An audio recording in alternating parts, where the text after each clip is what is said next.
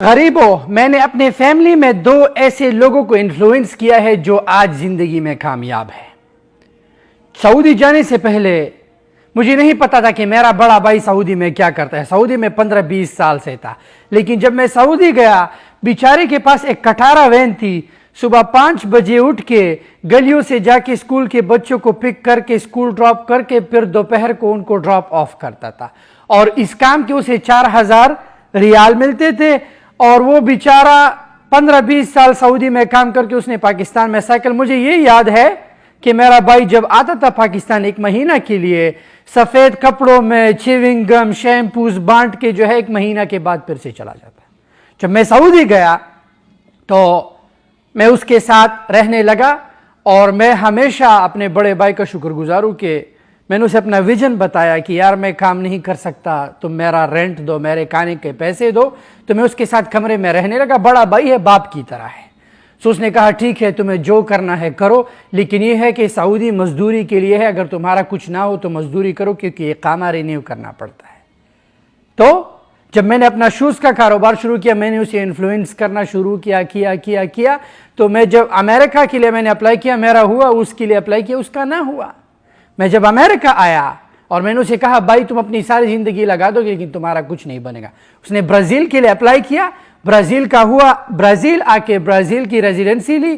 تو پھر میں نے اسے پوچھا بھائی وہاں پہ کام کیسے ہے؟ کہا لوگ چکن کا کام کرتے ہیں، 30,000 ملتے ہیں، لیکن ٹینشن یہ ہے کہ بیوی بچے ہیں، اس کے 5-6 بچے ہیں، اب بیوی بچوں کا کیا ہوگا؟ میں نے کہا بھائی آپ فکر نہ کرے، آپ کی بیوی بچوں کو میں ہر مہینہ پیسے سینڈ کروں گا، فوکس رہو اپنے کام پہ۔ 1 سال تک میں نے بابی اور بچوں کو پیسہ سینڈ کیا۔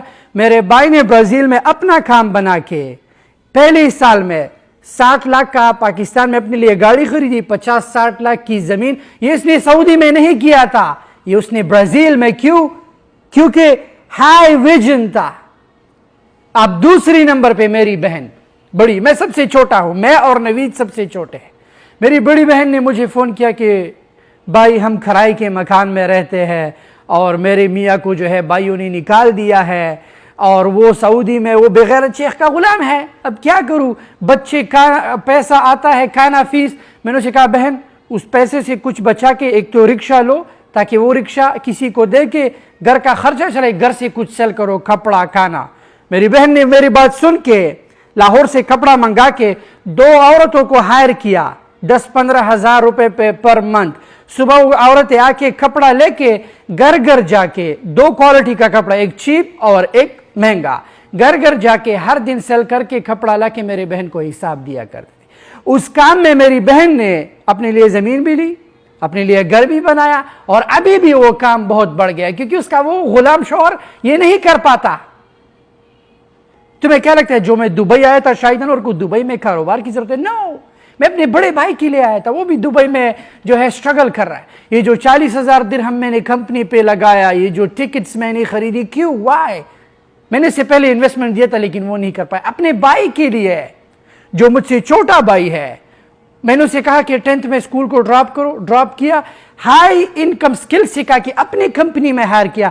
آج وہ شہید انور LLC کے لیے کام کرتا ہے۔ پاکستان میں بڑے سے بڑا بینک مینیجر یا اعلیٰ عہدے پہ اتنا پیسہ نہیں کماتا جتنا میرا بھائی مجھ سے سیلری لیتا ہے، پروسیس میں ہے۔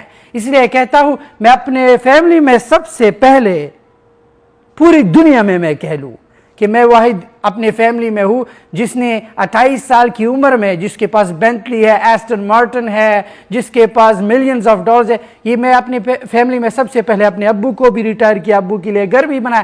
That's how you do start۔ اگر تمہارا ایک بھائی تمہارے ساتھ کام کرے، اسے کہو بھائی تو کام مت کر، تو سوچو، جیسا میں نے اپنے بھائیوں کے لیے کیا۔ بہنا اگر گھر پہ ہو، بریانی سیل کرو، کپڑے سیل کرو، امیزون پہ سیل کرو، ڈراپ شپنگ کرو، لیکن کرو، کبھی بھی کسی کا کام نہ کرو۔